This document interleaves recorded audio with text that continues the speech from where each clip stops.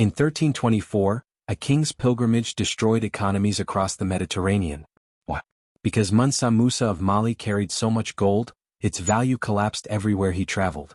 This wasn't just wealth, this was the Mali Empire where gold was so common, builders used it as mortar. How did a West African kingdom become history's richest civilization? Why did Timbuktu's libraries terrify European powers? And how was this empire erased from history books? This is Africa's golden age. The rise and fall of gold's kingdom. Long before the whispers of European empires echoed across Africa, a power rose from the ashes of the fallen Ghana Empire, fueled by gold, blood, and the fierce will of a lion. The Mali Empire was born when Sundiata Keita, a once marginalized prince, crushed the tyrant Samaro Kanti and united the Mande people into a force the world would not forget. From this defiant beginning, the Keita dynasty forged a golden age, none brighter than under Mansa Musa, whose pilgrimage to Mecca stunned the Islamic world. So lavish, it distorted Egypt's economy. But even gold cannot buy eternity. After Musa's death, the empire fractured, first to the rising Songhai in the east, then to Fula warlords hungry for conquest. The last hope of resurgence died in the dust of Jen in 1599, when a weakened Mali fell to chaos and civil war. What remained were legends, of kings, gold, and a desert empire that once humbled the world. Whispers before the empire. Long before Mali's golden age, before Sundiata's name echoed in legend, the lands along the middle Niger River teemed with life and quiet ambition. Towns like Dia and Gengeno had already flourished by the first millennium BC, their people weaving together trade routes, spiritual myths, and survival in a harsh but fertile landscape. Hunters from the mighty Ghana Empire, like the fabled Kontran and Sanin, ventured into Mandaying, founding sacred brotherhoods and seeding what would become the Malinke identity. Villages like Karina and Kita rose from the earth, their roots watered by stories and hardship. But power was fragmented. Clan leaders ruled without real authority, their voices just one among many in a churning confederacy of kingdoms. Then came the Sasso with their dark king Samaro Kante, a sorcerer who stole not just land but dignity and hope. It was a time of droughts, of omens, of silent prayers under blood-colored skies. The pieces of an empire were there, but destiny and its chosen king had not yet arrived. The lion rises. In an age when Mandaying trembled under the shadow of the sorcerer king Samaro Kante, a crippled boy was born in exile, Sundiata Keita, son of the Fama of Niani. Mocked for his limp, overlooked by kings, Sundiata bore the weight of prophecy in silence. When his father died, enemies cast him and his family into the wilderness, where he wandered not just across kingdoms, but through hardship and humiliation. Yet exile forged a leader. In 1235, with the fury of the oppressed and the loyalty of scattered warriors from Mima, Wagadu, and Mandinka cities, Sundiata returned. On the fields of Karina, steel clashed with sorcery, and destiny triumphed. Sundiata shattered the Sasso and was crowned Mansa, emperor of a newborn Mali. From the goldfields of Wangara to the northern edges of the desert, his empire expanded like a sunrise across West Africa. But even after his death, Mali's throne would not know peace.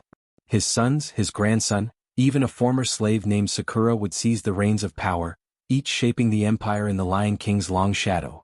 The golden reign of Mansa Musa. Mansa Musa, the towering figure of Mali's golden age, ascended to the throne after the disappearance of Muhammad. His reign, beginning around 1312, would shape history in ways few could have predicted. A devout Muslim with a thirst for knowledge, Musa turned the scholarly city of Timbuktu into a beacon of Islamic learning, transforming the Sankor Madrasa into one of the world's foremost universities.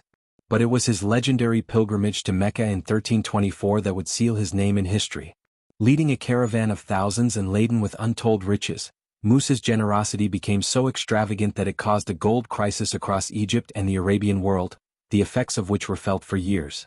As he passed through Cairo, gold's value plummeted, and his entourage's purchases of slaves, luxury goods, and lavish garments made the journey infamous.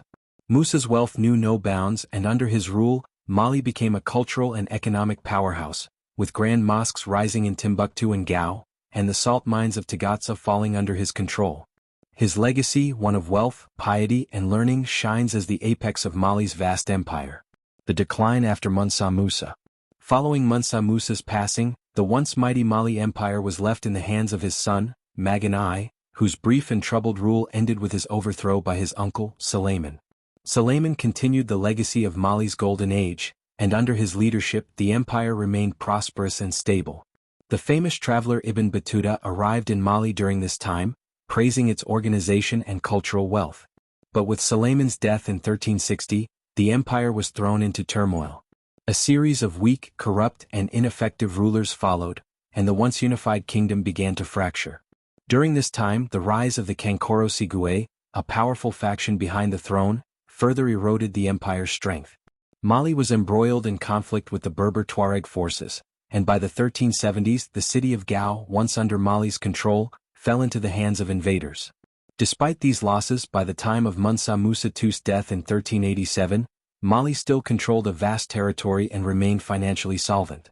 However, the empire had already begun its slow decline, losing its former dominance in the region, leaving behind a shadow of its former glory. The fall of an empire. By the late 14th century, the Mali Empire's once strong grip on its territories began to weaken. Palace coups and a series of short-lived reigns destabilized the empire, while external threats loomed large. While the empire still held on to control in the south and west, its northern provinces started slipping away, particularly as the Mossi launched devastating raids on Messina. In 1433, the Tuareg took control of the legendary city of Timbuktu, followed by the fall of Walata 3 years later.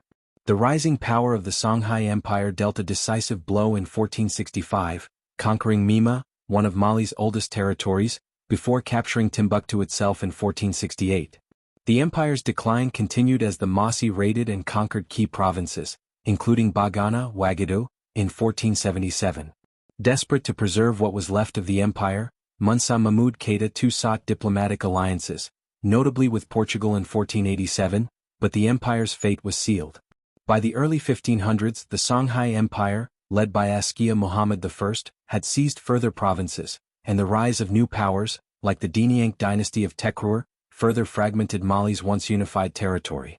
The mighty empire, once a beacon of wealth and power, was slowly being devoured from within and by the ambitions of its neighbors. A glimmer of hope. In the mid-16th century, as the Songhai Empire continued to rise, the once mighty Mali Empire faced a moment of brutal humiliation.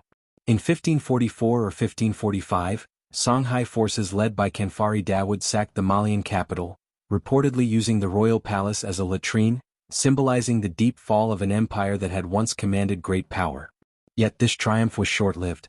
The Songhai could not maintain their hold over the Malian heartland. By the second half of the 16th century, Mali's fortunes began to shift. Around 1550, Mali launched an attack on Bigu, seeking to reclaim its gold-rich territories. As Songhai's influence waned in regions like Bendugu and Kala by 1571, Mali regained some of its former authority.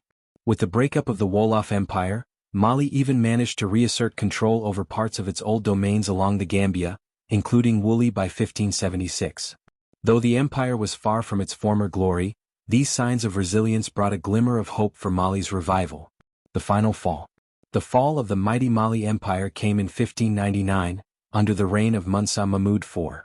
With the Songhai Empire already crushed by the Saadi Sultanate of Morocco, Mahmud saw an opportunity to strike and capture the crucial city of Jen. However, his plans were thwarted by betrayal. Despite Mahmud's call for support, the governor of Kala, Bukar, secretly sided with the Moroccans, leaving the Malian forces vulnerable. On the 26th of April, during the last day of Ramadan, the battle for Jen took place. The Moroccans, armed with superior firearms and aided by Bukar's treachery, emerged victorious, though Mahmud narrowly escaped. By around 1610, Mahmud Keita IV died, and with his passing, the Mali Empire crumbled into chaos.